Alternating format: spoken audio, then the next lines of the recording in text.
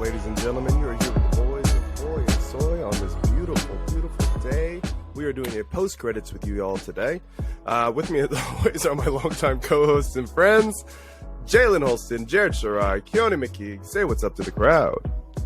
Aloha. How's it, brother?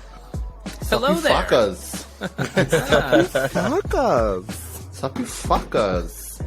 We got some fun goodies to talk about with you guys today. Oh my god. Woo! Here's a turn in everybody. That Asian glow. Hey. It's a Monday, and you know how it is, right?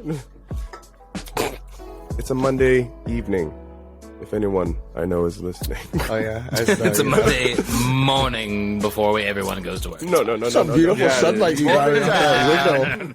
window. Off that mirror glow reflection, you know that. It's like, what you mean Beautiful is sunlight. evening somewhere. Indeed. Like you said, it's 5 in Japan or something like that. Out somewhere, brother. Probably somewhere, brother. But yeah, today we're going to go over a couple trailers, a little bit of new movie information that came out regarding a Michael Jackson biopic. And we're also going to go into a little bit of a kind of non-spoiler review of The Last of Us season, or episode 1, with me and Jalen, because we have seen the episode. And the Avatar 2 movie that just came out a month ago. I had to phrase that correctly. To be fair, we were doubting James Cameron. To be fair. Reasons.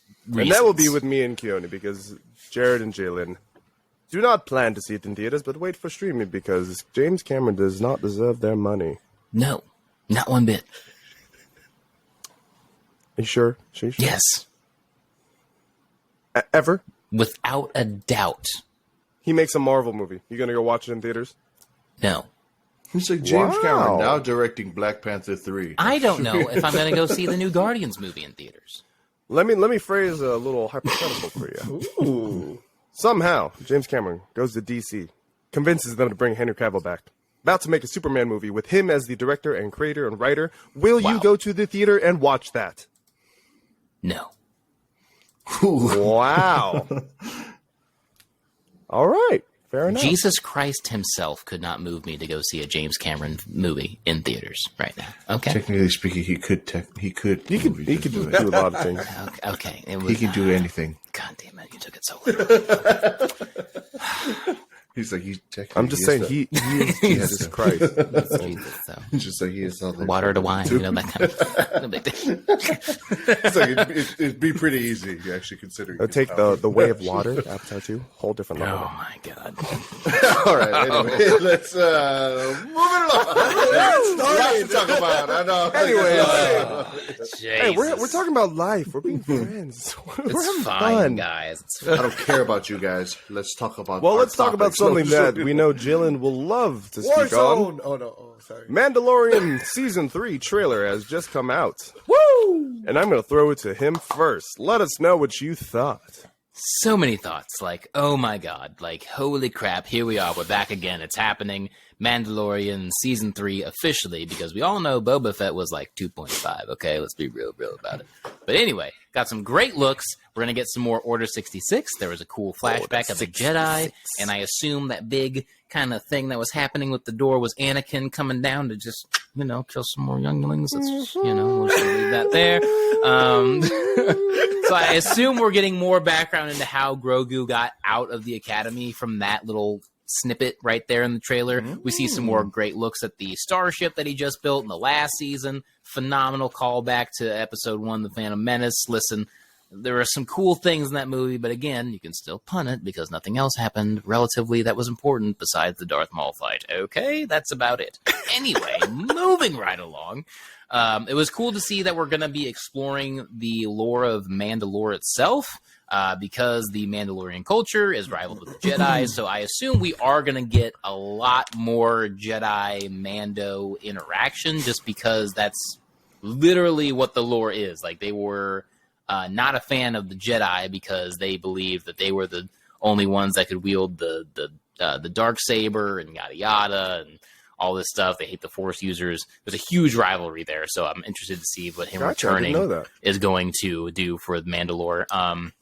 Also, because of how Season 3 left off, I believe it's more of a getting his redemption of being a true Mandalorian back and not just a foundling, because he did, as we know in season 1, remove his helmet, which is not a thing. You can't do that. So he's looking to restore his pride back, and so there's going to be that arc as well. I assume there's just going to be more cute Grogu stuff. He looks like his power level is kind of getting up there. It's like watching 11 and all the seasons of Stranger Things. Like we're just kind of up in the bar because the homeboy was just chilling in his little hover like stroller, just stroller. You know what I mean? Like that's that was amazing to see. So I cannot wait. It's going to be phenomenal. Just I need it now. I need it right now. Like a heroin addict. Just give it to me now. Whoa. Whoa. Jared, I'm gonna throw it over to you next to follow up after that exciting. Give it to me now. Wait, what do you want me to talk about? What that The Mandalorian trailer. It's like helping our friend. This is an intervention. Yeah, I was like, welcome to Jalen's intervention. There's no such thing as too much nerdum. Okay, I don't want to hear it. We were talking about Erna, bro. You're hooked on Star Wars and Chiefs. We need to help you. Yes, yes. Oh, okay. Never mind. We're good. Do you? Yeah. Do you? Moving up Yes, on with all the my- list. Yeah, we built that up, not you or anything with the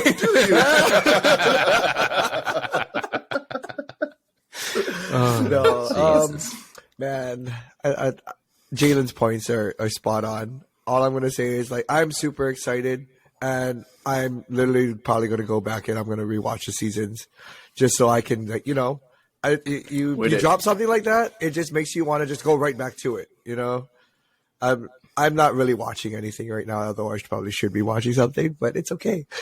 You guys are watching it. It's all good. No, I'm just kidding, Nolan. Don't give me that look. But I watched it, and it was just one of those. Yeah. Now that this is on YouTube, you guys can also see how If you're on Keanu was YouTube, looking. yes. If you're not on YouTube and you're listening to Spotify or Apple Podcasts, make sure you check out our YouTube as well. There you go. That's a plug. I got the plug. If you, want if you don't really want to watch either of that, come uncomfortable- to Twitch and check out our streams because we give the same freaking looks. It's true.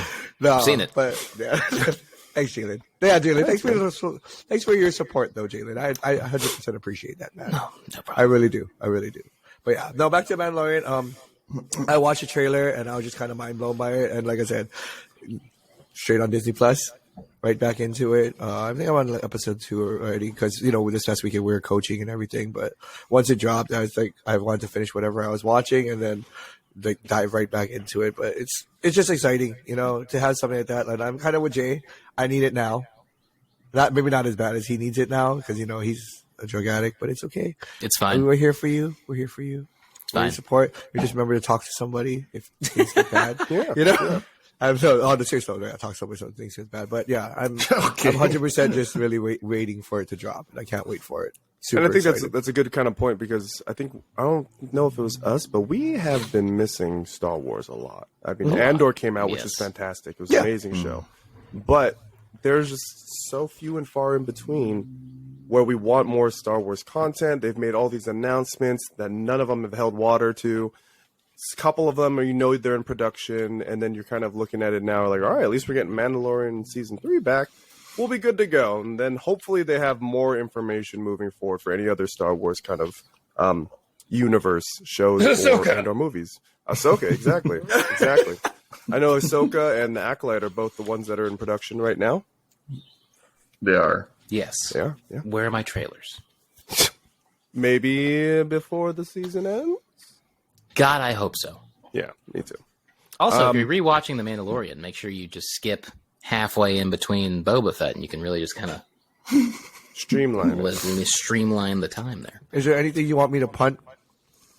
Probably like Besides the first the rest five of Boba. episodes The rest of Boba. Literally just I think it's like 3. I think it's like 6, 7, and 8 maybe are all. They're literally it's just Mandalorian 2.5. Like that's what the season. It's the ones without Boba Fett in it. Literally all the ones that you don't see Boba Fett. Just watch those after the first season of Mandalorian. That's what you're watching. I'll throw it over to you, Keone. My question, and I, as well as I feel all of us, agree that Grogu is like a brilliant part of the Mandalorian show. Mm-hmm. Is there any sort of fear that they might be relying on Grogu's just kind of presence in the show as a reason why people will continue to watch the show, other than it being a phenomenal show in general? Yes. I mean, product placement wise, I mean, you're trying to sell the cuteness of a character that also happens to come in a fun Hasbro, collectible type of deal. Hey-o. Hey. Say it to his face, Keone. I have the exact one. So Look him in the eye. Mine came in Can you do it?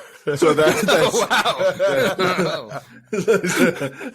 that's exactly what I'm saying, though. Like, that right there is the reason why he's going to stick around. I mean, realistically, Disney is about that. They're always about that. It's always going to happen. They're going to have something on the show. Do I think that they're going to rely on that as far as like making the show a phenomenal show? No, because I think that people will still watch it because it is a phenomenal show. But there was a lot of backlash from the casual viewers about him not being there for part of season 2, right? Yeah, so I do think there is that. I mean,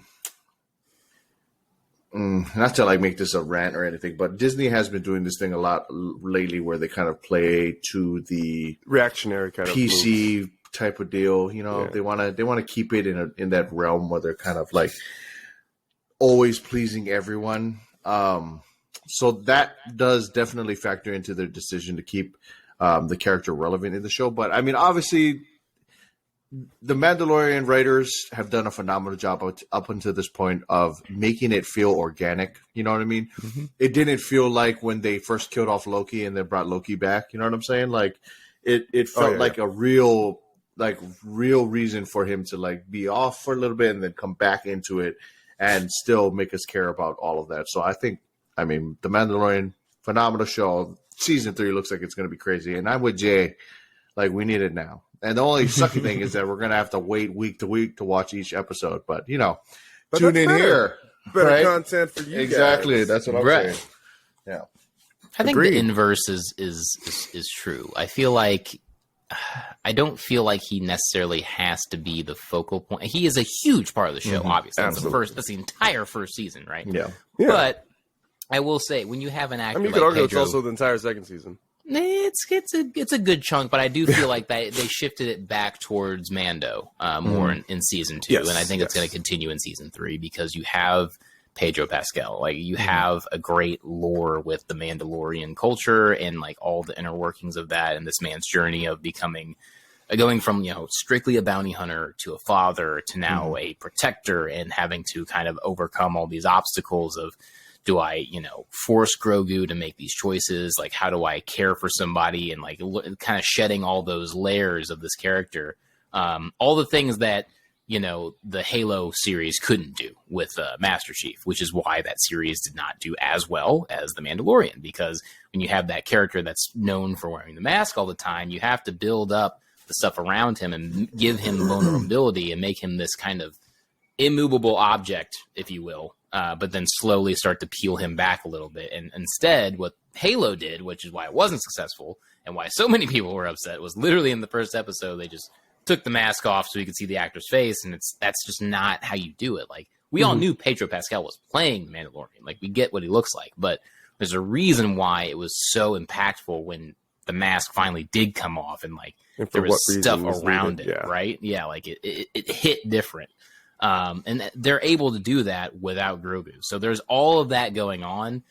To me, at least, the way I see the show is like Grogu is a cute kind of callback to Yoda, which is a character that we love, but it's also super, super deep and layered because now after season 2, we know that he was there during Order 66. And now there's this kind of interesting narrative that we can keep exploring for seasons to come of how did he get out of the academy? He doesn't have his memories. So how does he remember how to do all the Force stuff? We saw the cool stuff with Luke in the Boba Fett series. So again, there's so many layers and ways they can do the season. So I think the inverse is true. Like Keone said, there is that general audience element of it where they're going to be like, where's the cute Yoda baby? Blah, blah, blah. But I do think there's another route they can also go to kind of, it'll serve both. If anyone's going to do it, it's Dave Filoni. Let me just put it that way. 2023 is the year of Pedro Pascal being a father. I swear to God, like the year of Pedro Pascal, period. I mean, Last of Us now, which is going to run basically right into Mandalorian season 3. Like, whoever his agent is, like, that's to you. Great job. That's why it's funny because I'm fully on board with everything you just said. I think I'm speaking more in terms of like the general what Disney's thinking. Yeah. I think there's a difference between what Disney Star Wars fans think of. We are and the then 1%. What like the Lucasfilm Star Wars. You know what I'm saying? Like there's a big difference. And I think the general Disney films is thinking what I was saying, but I think what you're thinking because 100% Pedro Pascal could carry the show with everything. Before we move on, I had a quick question because now that kind of Jalen has given us the nugget regarding Mandalorians being kind of the antithesis of Jedi. Hypothetical, do you think that Grogu might end up, as they kind of progress the series in general, decide to become a Mandalorian instead? Is that even a possibility? I don't know. You know what I'm saying? Like, that helmet will be adorable. First of all, that will sell so many toys. 100%, because just like you said, they got to sell toys. So that's definitely the arc that he's on. And we also had that arc in Boba Fett where he made that choice. And there's a interesting argument that Luke was not being a good Jedi Master with presenting Grogu this kind of traumatic choice. But in reality, Luke is actually painting what the Jedi are supposed to do, which is to offer you that choice of, freedom and all those kinds of things, and really choosing your own path by offering that choice of doing that. Because he knows, like, ultimately what Grogu's choice is going to be, despite him developing and teaching him all the ways of the Force. He knows he wants to go back to Mando, and he knows attachment is supposed to be something that you let go of as a Jedi. But he also knows that because Grogu was interacting with this man at such a young age, it's an impossible choice. So it was kind of for nothing, but it was really just for Grogu to be comfortable with owning that decision of being a Force user that will also eventually become a Mandalorian. Just hot take. Grogu becomes a punk rocker. Yeah, I just want to do this.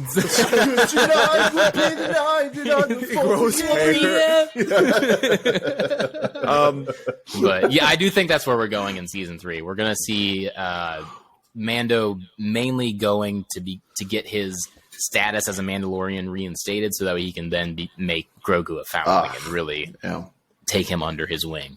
And again, the armor is going to be phenomenal, and I will be getting that as a Pop Funko. 100%. Get the helmet. if the one that you have that I also have, if that comes with an accessory Mando that you armor, can drop, are you kidding me? Oh, good lord! Done. Yeah, I'm with it. 100%. Yep. Perfect. The next thing that is also something else that Jalen loves, and he has shared. We've all shared this kind of love for the series in general, and now we have a reunion. It is the Mighty Morphin Power Rangers Once and Always special that is going to be releasing on Netflix in April. Yes. Now, before you're wondering, why should we tune in for this Mighty Morphin Power Rangers special? It is because it is the returning casts of the Mighty Morphin Power Rangers from the original series. Moving forward, they also have Zach and Adam. Both the Black Rangers are going to be in this one. They have David Yost, the original Blue Ranger. They have Rocky, who was the second Red Ranger. I'm not going to get into why the other Red Ranger's not there, but we are definitely going to be seeing some nostalgic things going on. I don't know if it's going to be a tearjerker in any way because of the passing of JDF. But Jalen, I'll throw it over to you first. You saw kind of the little preview special they released. What are your thoughts? Are you excited? Absolutely. Sorry, real quick. Yes. Real quick, before we get into this, I'm going to ask a general question. How many iterations of the Power Rangers are being represented in this group? In this group, it's mostly from the early seasons. So we're talking like 1 through 3 or 4. 1 through 3 or 4. Yeah, 5 maybe. Technically, it spans multiple because the Pink Ranger was from Turbo and Zio. And then obviously Rocky is, everybody knows he was second string to Jason. Come on now. But come on now. But yeah, no, David Yost has been working on this for like 10 years, I think he said. So it was a thing. And JDF was, I believe, in the production in some capacity. And they might be keeping a lot of that out of the advertising and stuff for it, just as a nice surprise to kind of let us fans kind of soak that in. Obviously, the Bat and the Sun is still working on that independent project that he was working on. But David Yost did confirm that like the Green Ranger will be in there. Whether or not it's for sure Jason David Frank is going to be a question until we actually see the series. Whether he did some voiceovers while somebody was in the costume, who knows? That might have been all he was able to do because he was doing that movie also with Bat and the Sun at the same time. But no, dude, it's phenomenal. It's phenomenal to see this. It's a standalone series. It's special. It's not going to tie into anything that's going on with Power Rangers right now. It is literally like it is just for us, and I think that's what Hasbro's been missing with the Power Ranger series for a long time, is to give us that nostalgia that's also epic of what we remember from the prime of when the Rangers were in the early 90s and 2000s, because narratively, the show was supposed to end with Lost Galaxy. And then they kind of kept going because it was so popular and people got to sell toys, yada, yada, right? And it hit a new boom when Dino Thunder came out because obviously JDF came back and he was the Black Ranger and they had a similar arc with the White Ranger in that show. So that was cool. But ultimately, we as fans are still kind of living in that prime time of like, damn, I wish they could just kind of capture like that original vibe. And a lot of us have been asking for an official reboot where they start off with the Dinozords and they recast JDF, Kimberly, Zach, Tommy, like Jason, like all that stuff. But it's cool to see David Yost really kind of take that under his mantle and really just give us something great. And I cannot wait to see it. It's going to be kind of weird because they're all like, 45, 50 years old in these costumes. They look it. But like for us, it's going to be great.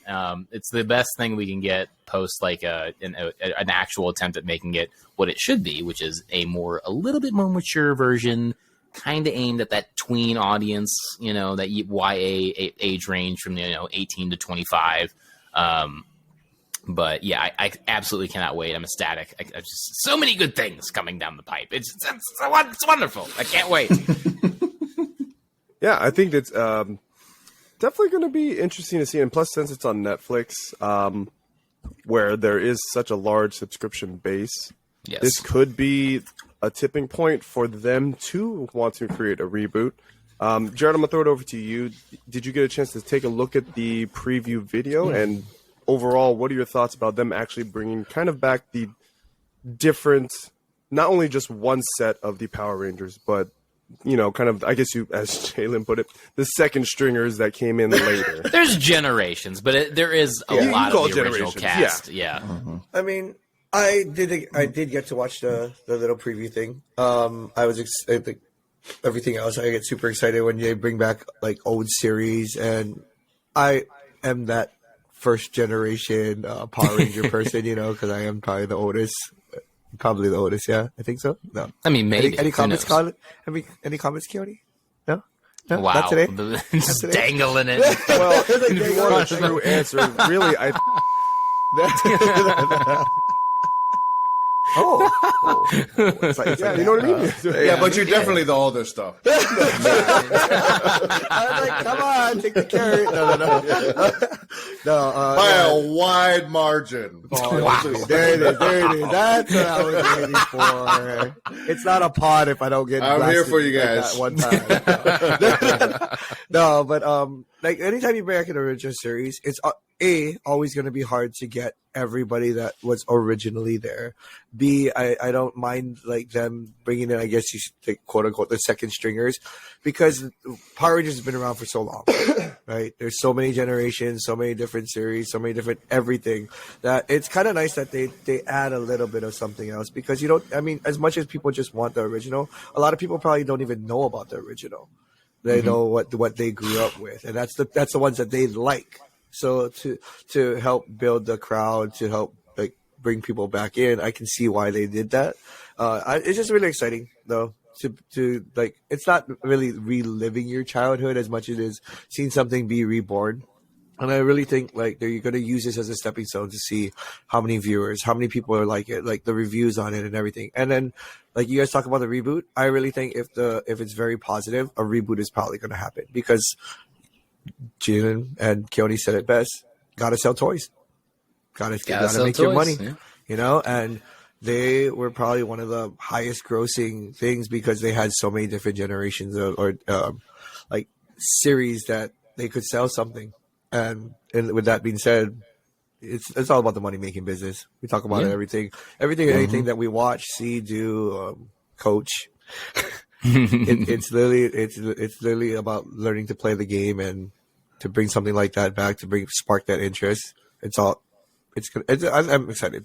But at the same time, we'll see how it goes. I agree with it. Keone, if they do kind of move forward, let's say this is a huge hit with Netflix, and it doesn't have to be produced by Netflix, but if they are going to make a reboot, do you want to see a series? And then obviously in the streaming world right now, it would be like a 10-episode season. Or would you rather see them, take the time, put in the right money, put in the right creative writers to have a full-length feature film? I think both can be true. Both can be true? Personally, I wouldn't mind seeing a world built up in a Netflix series with a little bit of an edge to it. I wouldn't mind them kind of going a little more darker with it. Like, it doesn't have to be so cheesy, I guess, is the best way to say it. Especially as adults, when you go back and try to watch those episodes, goodness, talk about friendship. Like, it's like really like the whole thing. I'm just like, wow, we're gonna do this together. It's like, I know we were kids, but this is did you rewatch the Netflix one, like from episode 1? Oh yeah, dude, that's why I said. Yeah. Watching episode 1, it was so crazy. Like, even like the struggling. When the Vulcan skull thing. Once that drop, I was just like, wow, this is so good. So yeah, but I mean, it always brings back the feels when this kind of stuff happens. But yeah, I do think there's a world where both could be true. Like, I would love to see them kind of do, I mean, not necessarily the whole Marvel deal, but have that kind of power behind it. Like, get somebody behind this project that loved the original and will do a fan service to that while also making it something a little more fresh and new.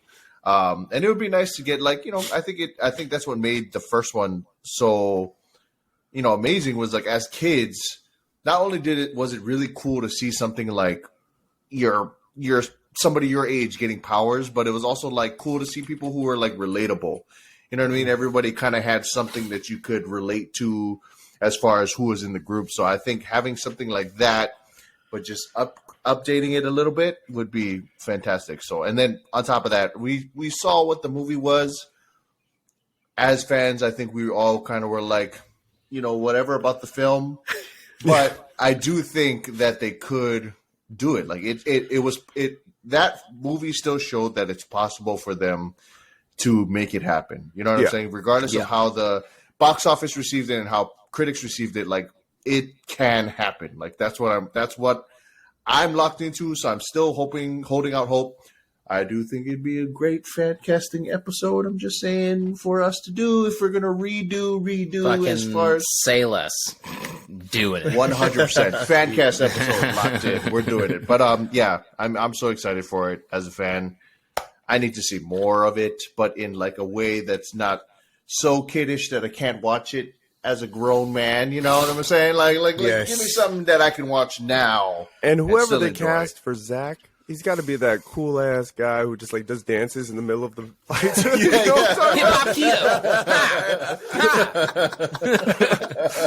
But really though. Yeah. But like to Jared and Keone's point though, I think you guys touched on what is the heart of why Power Rangers is still so successful, is that literally everybody has a favorite Ranger from some iteration, right? Like, it's either Mighty Morphin, Zeo, you can go the Ninja Rangers, Galaxy, Lost in Space, like on and on and on. Somebody has like a favorite Ranger of all time, whether it's JDF, whether it's David Yost as being the Blue Ranger, whatever you want to say. And I think that is what is going to keep the series alive basically forever, or at least until Japan stops doing the series over there and they can just splice the footage, right? But that's the beauty of Power Rangers, and I'm right there with Keone. I think there's a route and an avenue to make an edge up, matured, a little bit more watchable version for us. You know what I mean? That 18 to 25 range where we explore, like, hey, maybe Jason and Kimberly kind of had a thing, and then here comes Tommy. So now there's this weird kind of thing that you get to explore all season. Teenage drama. What does that do? Teenage drama. Like, what does that look like? Or, if you don't want to go that serious of the route, at a bare minimum, you could do the Karate Kid route and really bring back David Yost and Zach and bring back some of the old cast to be Rangers and, like, really do up a season. You know what I mean? Like, that's, kind of actually like that. The Cobra Kai show is like a good balance of what we're talking about here. Right. Phenomenal writing, a lot of camp, but like but we know it's camp because of what the material is. Yeah. We're okay with it. Like, you know what I mean? For us, who are Mighty Morphin Power Ranger fans, it wasn't necessarily the writing that made us love the show. It's just how it made you Definitely feel. No, it was not. Yeah, it was not the writing. It was like and as a kid, like we understand it now. There's like the written formula.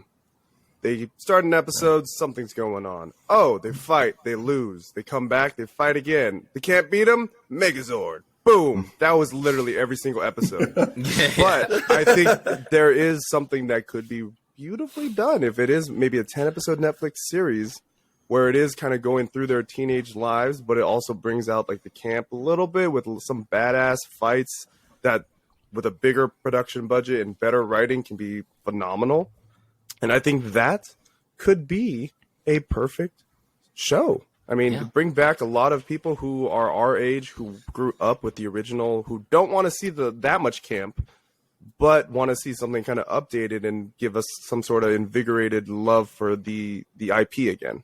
Yeah, because I'll send it to you guys later. But like the movie from 2017 that we're all talking about, tonally, that was perfect. Like that was the perfect tone for what we were talking about as an OG fan, right? Like it was updated, but it was a little cooler and like the sci-fi element to it. We got some history on Zordon, which we never ever got in the original series. We're like, this is a little different when he's talking to Jason now because like all of a sudden he was the Red Ranger. You know what I mean? Like that's a cool thing that they did in the movie. And cool. Unfortunately, I will send the scene to you, but it was literally one scene away from being so much more complex on the side of Jason and Kimberly, to where the third act may have been a little bit more passable. Maybe some more people liked it, et cetera, et cetera. So crying shame, but I do think whatever the movie did, if you take that, just suck it out a little bit, you recast, whatever, at least you get that tone right for a series like that, and maybe just clean up the writing and execution a little bit. We're talking like it will be Witcher status because Power Rangers IP, like we've said, it's global. It's a real property, so it's just going to take somebody to actually do it. Give me a call whenever you need. You know what I mean? And then the comic series is possibly something that could bring it to that Marvel level, like Nolan was talking about. Because if you get into the Shattered Grid stuff, we're talking like now you can hit on fan service on fan service, bringing in like the Lord Drakon series, which is where like an alternate version of Tommy decides to murder all the Power Rangers that exist in the multiverse in order to obtain powers. So dope way to start. I'm just saying that'd be a great run right there. Great intro right there. Yeah, let's get to that one. So, but yeah, Power Rangers, Morphin time. So, the next topic that we're going to go over is the announced, and obviously they're barely starting writing, Michael Jackson biopic, which will be helmed by Antoine Fuqua. And if you are unfamiliar with that name, he has created The Equalizer, Training Day, Emancipation, Magnificent Seven, Southpaw. All dark, gritty movies As we go into it, my big question for all of you guys is, if they're going to write this movie, where, timeline-wise, do you see them writing it for his life? Because there is a timeline in his life that can be very divisive among people who will want to go watch this movie. True. You should start there. No, and if it does get to that point, in what light are they going to show him? Ooh. As the victim of this legal battle? Or are they going to show him, I don't want to say it, but in the other light of it? Any of you guys, go for it. Go for it. Okay. Damn. I mean, I want to tackle what you first. The director issue. Obviously, I do think that's the right way to go. To be honest, in general, his story is one of mostly like a lot of pain, a lot of dark moments. Yep. I do think that's a good direction to head as far as his biopic. I'm curious to see if it becomes because I'm not sure who of anybody here who got to see, and shout out to Austin Butler for winning that Grammy. Elvis. But yeah, for Elvis, it was a fantastic film. There are a lot of dark things I did not know about Elvis, and I did not know about his whole story that were brought up in that. I think they did the same thing with the Elton John movie, Rocket Man. Yeah. And still somehow made it, a watchable film. There are a lot of things in there that are very, not PC, especially for, this kind of more sensitive time we're in. But they did a great job of, making it sort of about like the musical career and the music in general. I think that might be your best route if you want to make it a film that people are going to go to the theaters to see. I think you still can touch on all of the things. That was poor choice of words. No.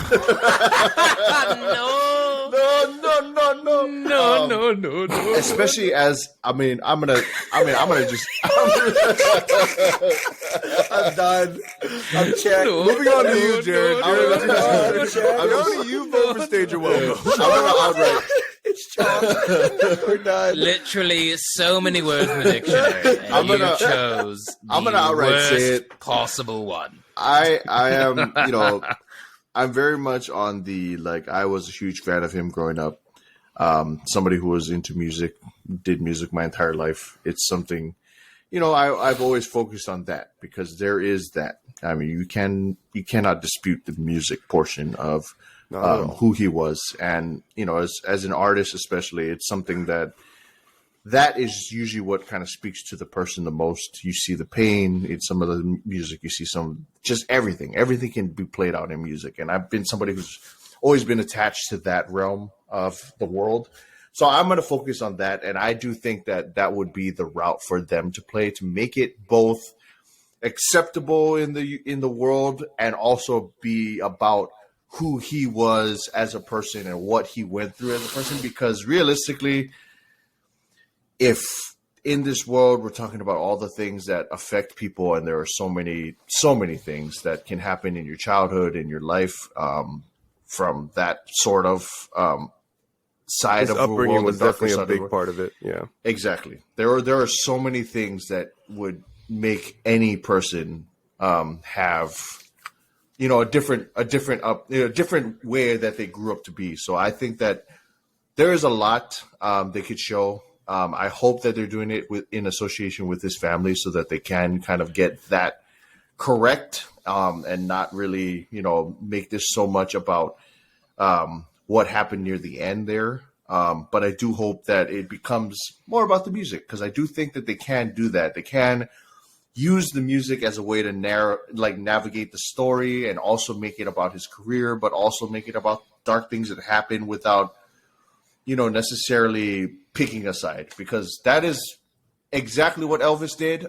If you've seen Elvis and you know what I'm talking about, you're fully on board with what I'm talking about, because I do think that there is a way that they can do these things and make it sound or make the movie great while also touching on it and, you know, addressing it and not just like leaving it out, because it is a real thing. Because I do think that makes it worse when you just kind of gloss over it and don't acknowledge that it did happen. So yeah, I do think that there's a way to do it. Focus on the music. Maybe just I personally think that they have to start when he's with the Jackson 5. And you know, that has to be a part with it has to be a Joe part Jackson, of him, all that stuff. Mm-hmm. Moving up, I think that they should end it when they have the kind of like reunion performance. I think it was like 2000. Was it one of the music awards that him and his brothers came back out and performed? I think that would be just the kind of, if they want to keep this kind of within suitable viewing for all who were a fan or not a fan in some ways. I think that would be kind of the best cutting off point to kind of leave a good impression regarding him as the musician rather than everything in that kind super of random. Have you ever give it a listen to the Joe Rogan podcast with Macaulay Culkin? I have not. A lot of interesting tidbits in that one, for sure. Regarding the situation. Yeah. Gotcha. Okay. Definitely. Jared? It's hard. I would say the fact of the fact of the matter. I couldn't do it. I know. God damn it! Can we not? Did you want to touch on it too? Oh my God! They already started it. No. Yoni really did start it. No. I wasn't going there. I was going. Guys, that's a little bit of a reach. Wow, you guys, I was gonna be like, what was it like seeing the Jackson 5 live? But you guys decided to take it that direction. I thought you 100% were so making comment sorry. to what I said, and I'm just like, oh shit, I shouldn't have said that It's either. like, so as a high schooler watching him when he was 5, like, what did you think of? Oh my god, Jesus Christ! no. Anyway, sorry. With everything that's happened in any music career, Michael Jackson is probably the base of that music career. You know, he is, 100%. I would say, one of the fathers of music. From being the Jackson 5, that iconic voice that you have, him as a kid, moving forward into stepping into his own and producing, whether it be great music videos, or collaborating with great people. Michael Jackson was that guy. And that's why people Talk fell about in the love with father music. of real music videos. Yeah, Actual music videos. Exactly. Yeah. Fantastic. And you just don't want to take away from that. So like, I agree with you, Nolan, starting with the Jackson 5, having the family and everything, and seeing what his life was like growing up in that stardom as such a young kid. Probably could have played into a lot of things that happened in the future. You know, maybe something happened to him. I mean, I don't want to get too far deep into that part of it, but just understanding, like, in my opinion, what the music is, who the music was about, and the fact of how every big celebrity or musician or performer has some kind of Michael Jackson in them when you think about it, like some kind of inspiration, whether it's a dance move. I don't laugh about it, Kyori. A dance move, a song choice, or the way they look at music is the way that he literally enlightened that industry and helped it to be so worldwide. I know why you're laughing. Shut up. I was like, I catch flack, but Jared doesn't catch flack for saying everybody has a little Michael Jackson in them. Come on. God. But yeah, Oh no. Come on. Run that offense, baby. No. Sauce. Here we go. No, but to move forward past the movie, like I'm 100% agreement of where we start to where we end. I would love, like Nolan said, to kind of end it with that reading thing, but I would like to see some kind of, like, maybe there's a different side to the story that maybe the family knows. So like you said, with the collaboration to get things right. And I know like Keone talked about the Joe Rogan Macaulay and how they have the tidbits here and there. And like, you know, I don't want to get too deep into it because I don't want it to be about that. I really hope that movie is just about who he is, what he did for that industry, and the highlights, the limelights that he lived in. But I do want to see like the behind the scenes part of it, because maybe there's something that drove him into a darker aspect. And if you have a director like this who has a dark history, at least he can enlighten and find the right venues or right pathways to go down. That's not gonna like kill the character, but at the same time, it's gonna be like help you understand like and build scenes to help that move along the movie. Yeah, but I'm kind of excited for it. Not gonna lie, because like Michael Jackson was a big part of music, and growing up with a music, my dad is a musician. You know, we listened to a lot of different genres, and it was always like I said, the father of true music videos. When VH1 and MTV actually played that shit, like that's when I grew up. So yeah. Award-winning music videos. Oh hell yeah! Those were the ones being that I able used to to put on my produce iPod video when I first got it. I was like, Michael Jackson videos, dude. And, of course. and the It's fact more that than he movies. could do it at like the MTV Music Awards, like rebuild the cast and the stage and just recreate the music video, like that's just out of this world. And to put that guy on like a pedestal, I mean, that's where he should be when it comes to the music side of things. And the GOAT. He needs to. People need to understand like that's what the movie really, really should be about. It's putting him on that pedestal, being the GOAT of music, like Keone said, and really appreciating what he really did for the industry and why it's so big in today's world.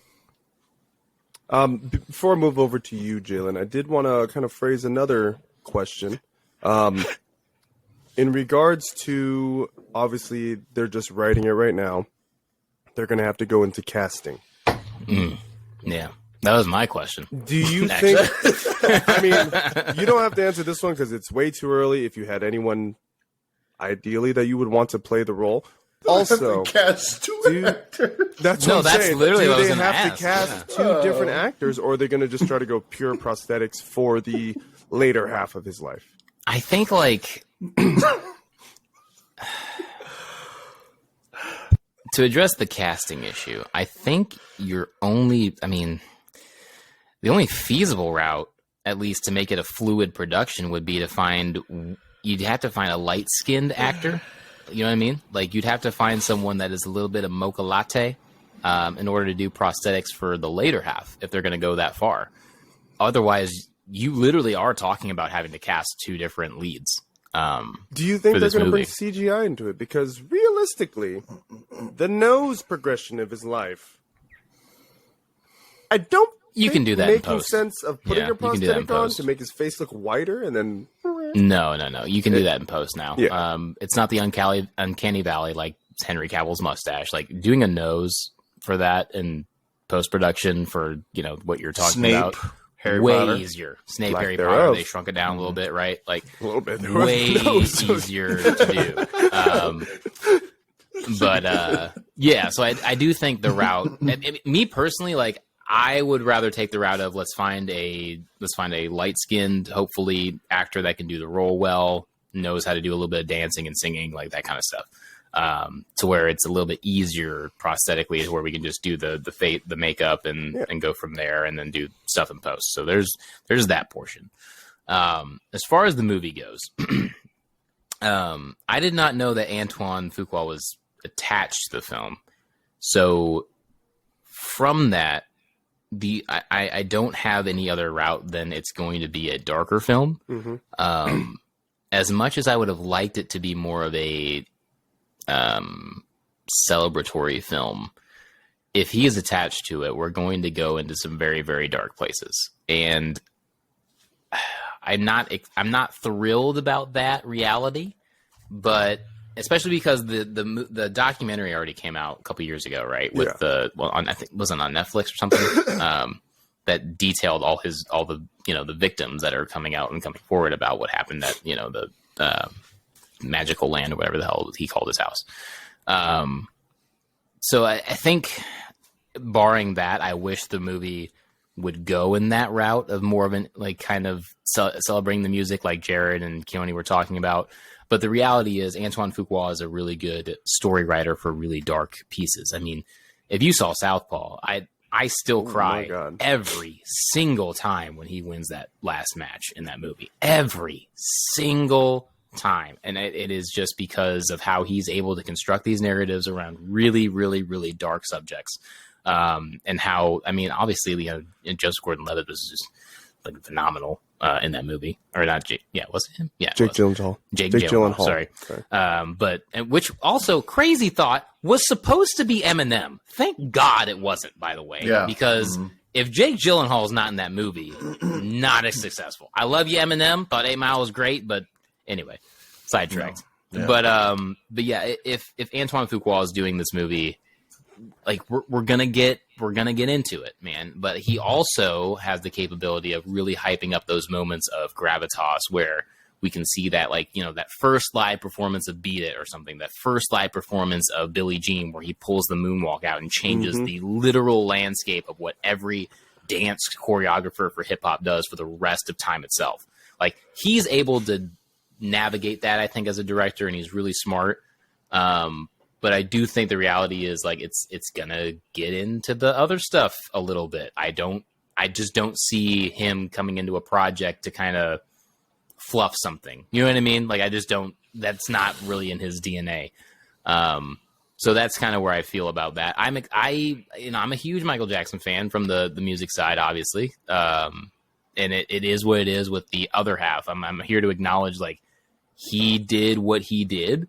And victims have come out as they've come out. And as a person that is in clinical mental health, we all know that, you know, trauma is trauma, and it's hard to kind of, there's no right timing. And of course, everyone will say, well, of course they'll come out after he's dead when he can't defend himself, like that kind of thing. But, like, that's just not how this works with people that have money and power. You know what I mean? That's literally the breeding grounds for that kind of thing.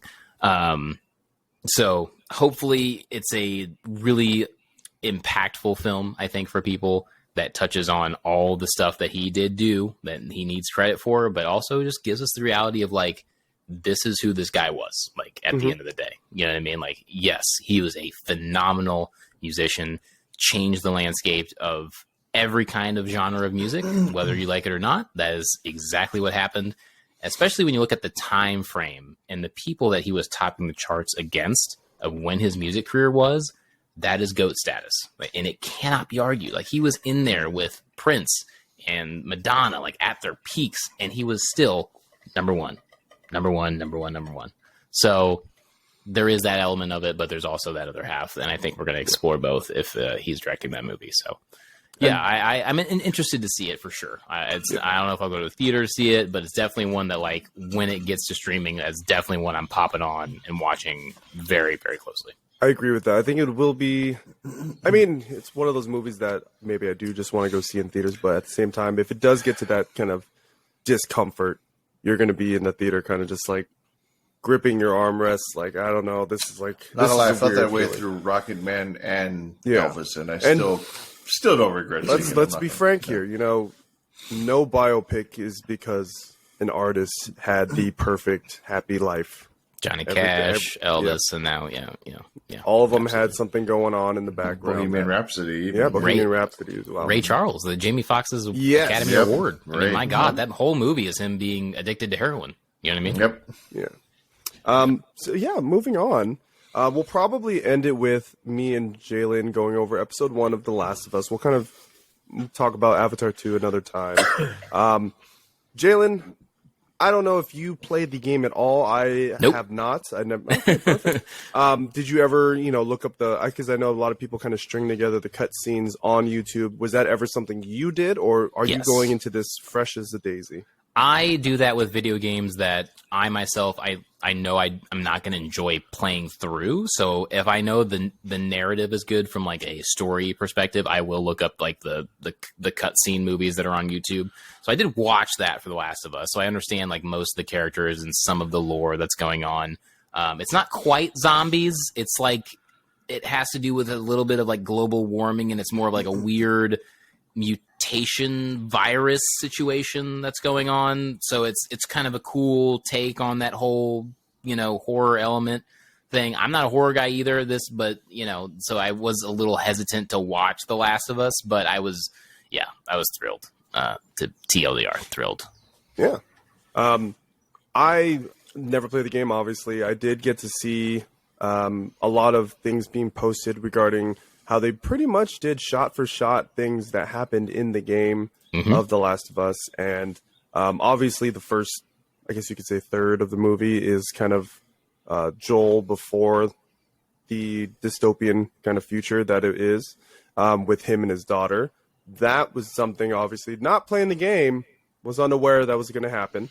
Yes. But I do think that, especially having an all-star actor like Pedro Pascal in this series, completely elevated the show to how it's meant to be. And I think that they have big shoes to kind of fill, because the cutscenes and the storyline of The Last of Us 1 and 2 are revered as the best storylines of any video game history ever. Yep. So kind of watching this show, if this is how it's going to play out, I think that so far they are nailing it perfectly. I am excited to see a little more action, because right now it is kind of Walking Dead-ish, where it's a lot of building of the story. But of course, I do know The Last of Us was kind of like a slow-paced game, kind of sneaking around, doing certain jobs, things like that in this. I'll say this, as somebody who's played it. Oh, okay. Definitely, it's one of those games where, I mean, for sure it's slow, but if you've played any kind of game that's kind of similar to this, where you got the third-person action thing going on, this one was probably one of the most weighted feeling games. As you're You going got your through the money's story. worth.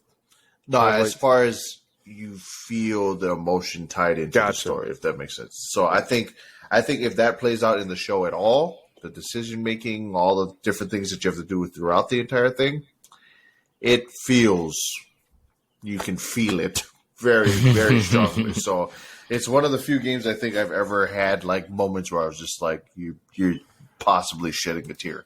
Between that and I think the Walking Dead, kind of choose your own story-ish, Gotcha. whatever game, that was another one. But yeah. I do wonder if they're going to kind of go into that as the season progresses, where they know those who are faithful to the game are watching it like, oh, this is when you would do this, but it's like, it makes it I'm very curious. apparent. Yeah, I was thinking the same thing. I'm curious if they change things just to throw people off. Because if it is the exact same all the way through, it would be a little of a disappointment.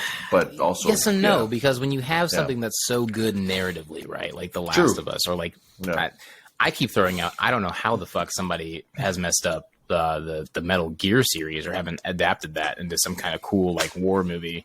Like that is such a phenomenal story with Solid Snake that you could run through an entire movie worth of reference material. But anyway, that's the thing, that's the trap that video game movie IPs shows that they run into, right?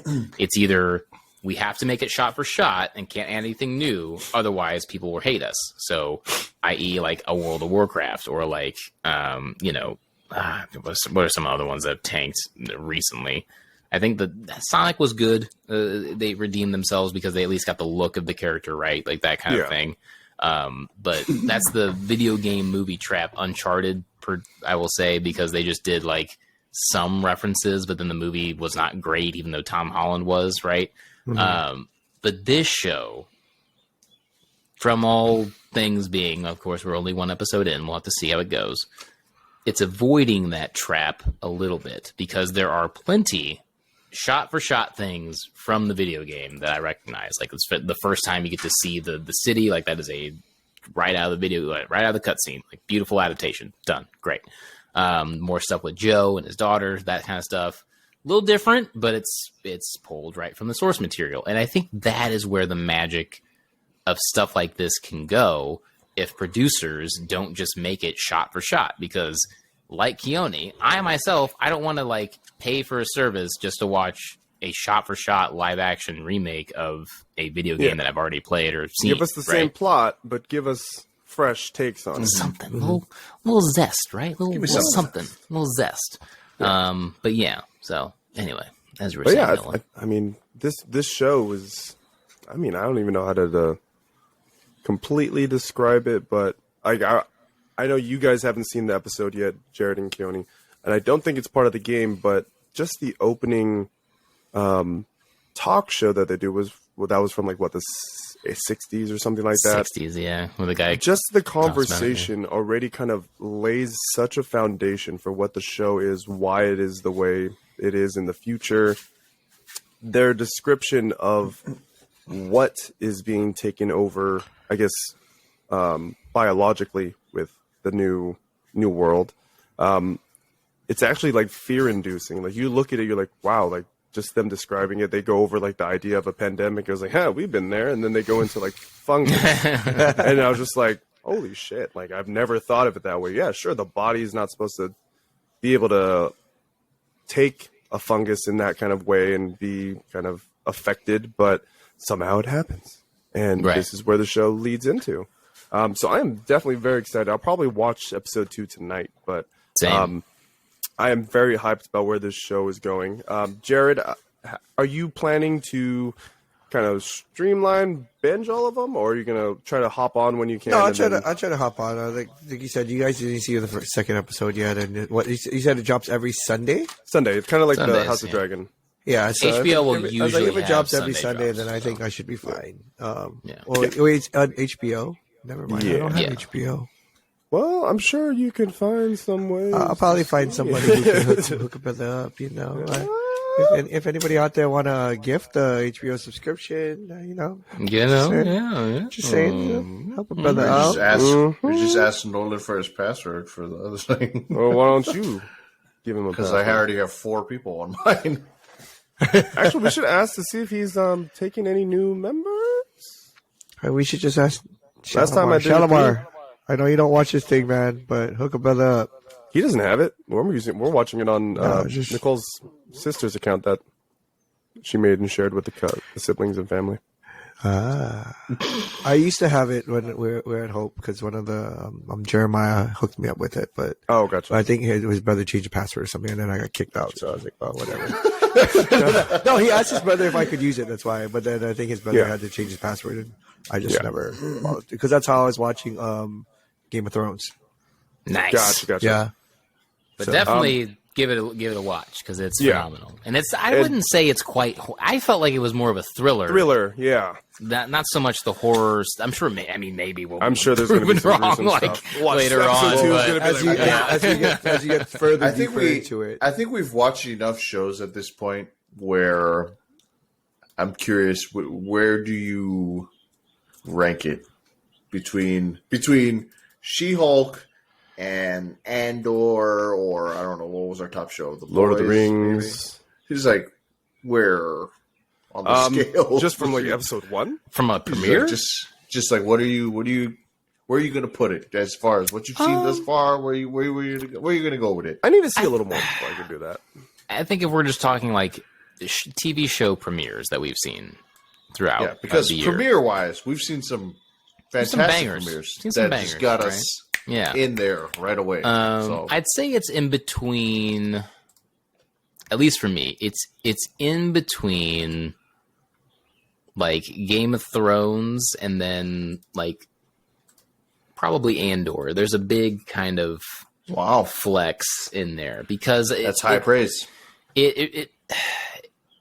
The performance from Pedro Pascal carries the entire episode. And just an FYI, viewers, the first episode is a literal movie. It is an hour and 28 minutes. Yeah. Like, this is a literal movie. First episode. Yeah. First episode. HBO. Are they all that long? I don't know. I'll have to find out right now where I go watch episode 28 minutes? Wow. But yeah, so it's just so well done. You know what I mean? And you're not mad about it. And there's a lot of different elements that get established in there. A lot of plot building, but it's all fascinating. It's all entertaining. It's all great, and it's property we know, big IP, right?